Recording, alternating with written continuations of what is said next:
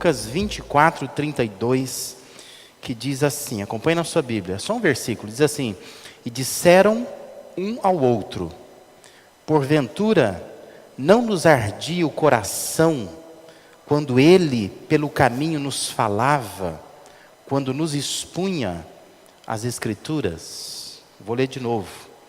E disseram um ao outro, porventura não nos ardia o coração, quando ele pelo caminho nos falava, quando nos expunha as Escrituras? Você pode se assentar. Não sei se você lembrou do contexto de Lucas 24, mas Jesus havia morrido. E estava ainda naqueles dias onde muitos dos seguidores de Jesus não tinham contato ainda com Jesus ressurreto. Então pairava ainda um clima de dúvida. O que aconteceu com ele? Porque eles vinham seguindo Jesus e a Escritura é clara em dizer que eles não estavam entendendo que aquilo ia acontecer. E de repente eles foram surpreendidos com isso. Jesus foi preso. E ele acabou morrendo. E agora? Então existe um clima ainda de incerteza sobre o que havia acontecido. Esse episódio, especificamente como é tratado aqui, ele só está aqui em Lucas, ele não está em nenhum outro lugar.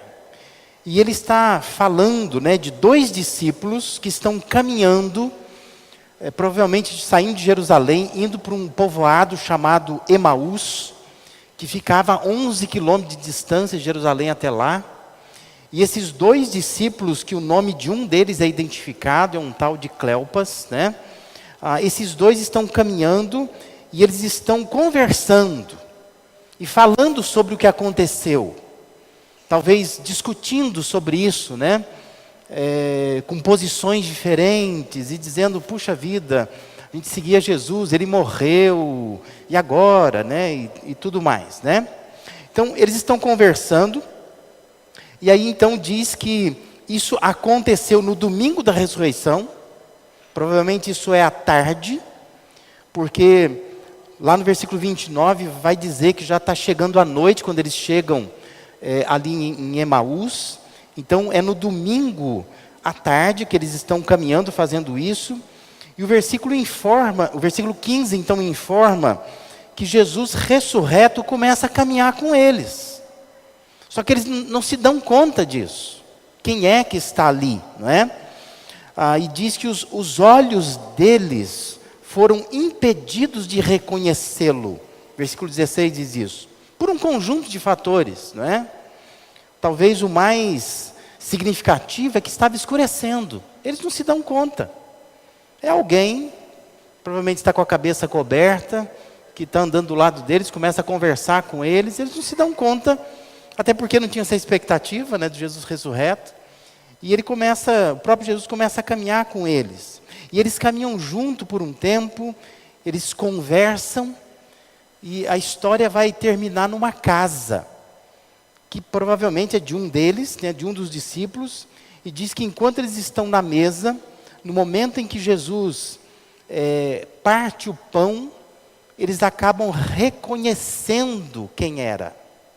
Também não sei porquê, o texto não é claro em dizer, mas talvez porque tinha alguma marca na mão, quando eles olham para a mão, e a mão está cravada, está furada, ou talvez porque eles sabiam da ceia, o ato de partir o pão, a maneira como ele fez, uma maneira muito peculiar, singular, e no momento que ele faz isso, então diz que eles reconheceram que é Jesus que está ali.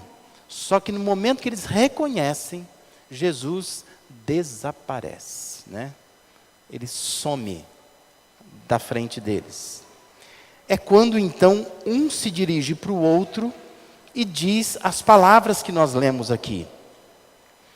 E eles dizem assim: porventura não nos ardia o coração, quando ele pelo caminho nos falava, quando nos expunha as Escrituras? A versão mais moderna da NVI traduziu assim: não estava ardendo os nossos corações dentro de nós, enquanto ele nos falava no caminho e nos expunha as Escrituras, o que nós temos aqui é o que eu chamo de uma reação tardia. Eles só percebem quando passou. É aquilo que a gente diz no nosso dia a dia comum, né? Oportunidades que não voltam mais, né? Depois que passou, percebeu. Um olha para o outro e diz assim: seu coração não foi tocado? Você não sentiu uma coisa lá dentro, assim, quando a gente caminhava com ele, enquanto ele falava? Você não sentiu, né? E parece que ambos sentiram que fora algo profundo, que tocava profundamente, só que no momento em que acontece, não dão atenção para isso. Eles não estão atentos ao que está acontecendo. Interessante que essa expressão, arder o coração, né, que as nossas versões trazem aí, e que me parece que a NVI, ela tenta, de uma maneira mais literal, traduzir. Na verdade, quando você pega na língua grega, você tem 8 palavras para dizer isso. É um turbilhão de palavras, né? Por isso que a Revista Atualizada traduz assim: não nos ardia o coração. E esse não nos ardia o coração, a NVI traduz assim, ó: não estava ardendo os nossos corações dentro de nós? Porque na língua grega são 8 palavras, só para dizer essa expressão. Essa é uma construção que quer dar a ideia de uma grande emoção. O que eles estavam perguntando um para o outro é: você não sentiu uma emoção? Você não sentiu um entusiasmo? Uma euforia? Enquanto nós caminhávamos com Ele, enquanto Ele nos falava das Escrituras? Você não ficou eufórico? Porque quem pergunta isso é porque sentiu isto, né? Nós não sentimos essa experiência com Ele de uma maneira entusiasmada, eufórica, emocionada, né? A pergunta é: por que eles sentiram isso? O que eles tiveram de Deus, né, e de Jesus naquela caminhada ali, naquela experiência, que eu penso assim, que às vezes nós também temos, mas na hora que acontece, nós não damos atenção para isso, né? Em primeiro lugar, eles tiveram naqueles momentos em que caminharam juntos ali, eles tiveram a presença de Deus com eles, né? É o Jesus ressurreto, que está presente no caminho, andando com eles, caminhando do lado deles. Mas eles não reconheceram. Eles não se deram conta disso. Mas é interessante que ainda assim, a presença de Jesus ao lado deles trouxe benefícios. Porque depois eles dizem: você não sentiu que dentro de nós se ardia o coração, dava uma euforia, um entusiasmo, só porque Ele estava andando conosco ali? Era a presença de um Deus vivo do lado deles, caminhando com eles, e eles não reconhecem. O versículo 17 diz que eles estavam com os rostos entristecidos, discutindo um com outros, e Jesus se faz presente. A pergunta de Jesus é: o que vocês estão discutindo? O que vocês estão discutindo? E o versículo 18, a resposta deles é um sarcasmo. É como se a gente dissesse hoje assim: onde é que você estava? Não é? É um sarcasmo que eles fazem. Eles dizem assim: você é o único que está por aqui nesses dias de festa, que não está por dentro das coisas que têm acontecido por aqui? Aí eu fico imaginando, depois que a experiência passa, eu falo assim: ai, né? Olha o que nós fizemos piada com ele. Mas ele vê que eles estão com os rostos entristecidos e diz assim: ó, do que vocês estão conversando? O que vocês estão discutindo pelo caminho? O que incomoda vocês? E eles falam para o Jesus ressurreto, com ironia, com brincadeira, fazendo piada, dizendo assim: onde que você estava? Né? Você é o único que está por aqui nesses dias de festa? Porque era a festa da Páscoa, tinha muitos judeus de fora de Jerusalém ou de fora do país ali. Na comemoração, na peregrinação em Jerusalém. Eles dizem assim, você é o único que não sabe disso? Era a presença de Deus com eles e eles não estão se dando conta. Eles não notaram, não desfrutaram, não aproveitaram e nem se deleitaram com a presença de Jesus ali.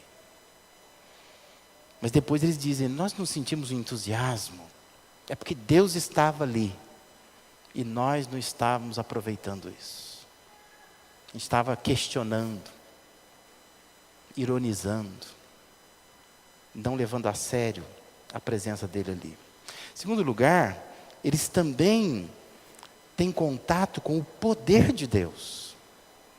Jesus estava ali poderosamente vivo, mas eles não se deram conta.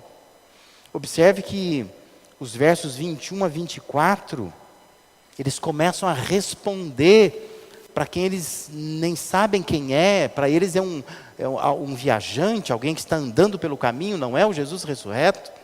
Eles dizem assim, nós esperávamos que era Ele que ia trazer a redenção a Israel. E hoje é o terceiro dia desde que tudo isso aconteceu. Algumas das mulheres entre nós nos deram um susto hoje. Foram de manhã bem cedo ao sepulcro e não acharam o corpo dele. Voltaram e nos contaram que tinha tido uma visão de anjos, que disseram que ele está vivo. Alguns dos nossos companheiros foram ao sepulcro e encontraram tudo exatamente como as mulheres tinham dito, mas não viram. Percebe? É Jesus poderosamente vivo, demonstrando o poder de Deus de devolver a vida a ele, ali diante deles, e eles ainda estão conversando, dizendo assim, nós estamos decepcionados, porque a gente esperava que ele ia nos redimir, né, do Império Romano, não, isso não aconteceu, já é o terceiro dia que ele morreu. Estão falando por aí que de fato o corpo dele sumiu, e os discípulos foram lá e viram que realmente o que as mulheres disseram é fato, né, ele desapareceu. Mas até agora não soubemos nada dele, né? Estão questionando o poder de Deus, na presença do poder de Deus, entende isso? Né? Curioso isso, né? Veja como Jesus, ainda não reconhecido por eles, responde, versículos 25 a 26, como vocês custam a entender, e como demoram a crer em tudo que os profetas falaram. Não devia o Cristo sofrer essas coisas para entrar na sua glória? Pela visão deles, um andarilho desconhecido, viajante, começa a dar lição de moral neles, expor a Escritura para eles, dizer como é que vocês são tardios para entender as coisas no coração. Mas é o próprio Jesus que se põe ao lado deles. Todo o poder de Deus presente na vida ressurreta de Jesus, e eles não notam e, portanto, não desfrutam desse poder. Depois que passa, eles dizem, sentiu arder o coração, porque era o poder de Deus ali, mas eles não se dão conta disso. Em terceiro e último lugar, a palavra de Deus também. O próprio Jesus expôs, o próprio Jesus explicou para eles as Escrituras. O verso 27 diz que começando lá por Moisés e todos os profetas, explicou-lhes o que constava a respeito dele em todas as Escrituras. Veja a experiência desses dois homens. Eles olham agora para trás, já em casa, à noite, reconhecem que de fato o coração ardia enquanto ele falava, enquanto ele expunha as Escrituras. Mas no momento que vivenciaram isso, talvez não deram a atenção que essa sensação merecia. Que já imaginou se essa reação posterior fosse a reação imediata, o entusiasmo que seria andar com Ele pelo caminho, sentir o poder dEle e ouvir a palavra dEle, seria totalmente diferente, não seria? Se eles soubessem quem é que estava andando com eles pelo caminho. Mas eles não sabiam. O que nós aprendemos de tudo isso? Eu fico pensando o quanto isso pode se repetir comigo e com você. Depois que o tempo passa, a gente olha para trás e constata que nós não usufruímos como deveríamos das experiências que Deus nos permite viver. E tem muita gente que é assim, não reconhece Jesus nas experiências diárias da vida. Perde tempo na vida, perde oportunidades na vida. E depois que passa, fica pensando, puxa, é verdade, naquele tempo eu senti uma coisa aqui dentro. Mas naquele tempo vivido, não usufruía disto. Pessoas pouco entusiasmadas com a vida cristã. Só percebe depois que passa. Por isso, o meu desejo nesta manhã é que você recupere o seu entusiasmo na caminhada com Jesus. Recupere isto. Para de perder oportunidades. Para de perder tempo. Boa parte de nós estamos olhando para o nosso próprio umbigo. E não estamos entendendo que muitas vezes Jesus está do nosso lado, caminhando conosco. E não usufruímos da presença, nem do poder, nem da palavra dEle. Por isso eu queria te estimular nesta manhã a desfrutar mais da presença de Deus na sua vida. A semelhança daqueles discípulos lá, Ele pode estar caminhando do seu lado, e você não se dá conta disto. Não se dá. Procure observar mais, estar de olhos mais abertos, ouvidos mais atentos, mente mais lúcida, para desfrutar desta presença de Deus constante na sua vida. Às vezes você reclama demais, se concentra demais em si mesmo, não foca direito nas coisas, não se dá conta de que Deus está presente do seu lado e você não está percebendo. Usufrua mais do poder de Deus. Como ocorreu com aqueles homens, Deus está vivo ao seu lado. Poderosamente vivo, mas você não está atento a isso. Nós transformamos toda a nossa vida com Deus numa vida religiosa, de rituais religiosos.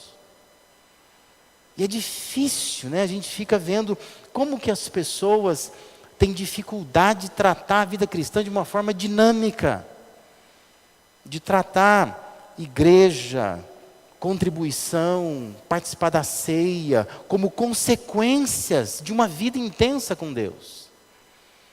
E não como momentos que vão provocar uma vida com Deus, não é? É espantoso como que nós ainda, batistas, chamamos ceia de Santa Ceia. E viemos à igreja no dia da ceia, porque ainda achamos que a ceia é rito de purificação, e não é. Ceia é momento de gratidão a Deus, deveríamos vir na igreja para isto. Não importa se é dia de ceia ou não, a ceia acontece porque eu já estou aqui. Mas no dia de ceia parece que tudo toma um volume, coral canta, não é? As pessoas se vestem melhores, faz uma cara de piedade. Pode chover, pode fazer frio, mas eu vou à igreja. Porque para nós isso é extremamente importante e purificador, não é? Pecou o mês inteiro, não veio à igreja, não dá dízimo, não evangeliza ninguém, não ora, não lê a Bíblia, mas no dia da ceia, a santa ceia, cá estou eu, porque eu preciso desse rito de purificação. Meus irmãos, nós somos batistas. Entre no site da Convenção Batista Brasileira, vai ler a declaração de fé dos batistas. Nós não cremos nisto, não cremos assim. Se você veio de outra igreja, se intere, talvez esteja na igreja errada, porque aqui nós não cremos assim. A ceia para nós é um momento simbólico, um ato de culto, celebração a Deus. Confraternizamos, comemos o pão, tomamos o vinho, porque nós queremos lembrar que Jesus ressuscitou e está vivo. Precisamos usufruir mais desse poder de Deus, um Deus vivo ao nosso lado, não só no dia da ceia, não só dentro da igreja, não só nos momentos de culto, mas na vida. E quando a gente chega aqui, nós estamos continuando a vida que nós vivemos lá fora, que nós usufruímos dessa presença de Deus. E ainda, aproveite melhor a palavra de Deus. Da mesma forma como aconteceu lá no caminho de Emaús, você também pode sentir o coração arder quando você ouve um sermão, quando você participa de uma aula na escola bíblica, ou até mesmo quando você está lendo a sua Bíblia em casa, no momento de devoção. Mas aproveita melhor isto, aproveita. A começar por aqui, não é? Aproveita. O que você faz aqui, na igreja? Eu gosto de ver aquelas pessoas que anotam, que você vai falando, elas vão anotando, dá medo, né? Porque às vezes você falou uma frase lá, e vai saber como que ela anotou. Mas é importante porque ela está fixa naquilo, ela quer aproveitar aquilo, ela quer levar aquilo para casa, depois ler de novo, não é? Como é que você aproveita esse momento? Tem gente que não aproveita.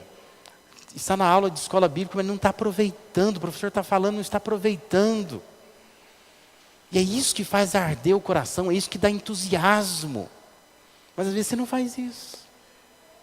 Você fica ali com o seu celularzinho, né, fazendo de conta que está na Bíblia, mas não está. Será que você não pode esquecer esse bendito WhatsApp?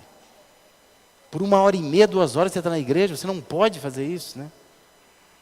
Você não pode deixar de olhar o Instagram, quem é que está curtindo suas fotos, seu Facebook, o Messenger, e por aí vai, um monte de coisa, né?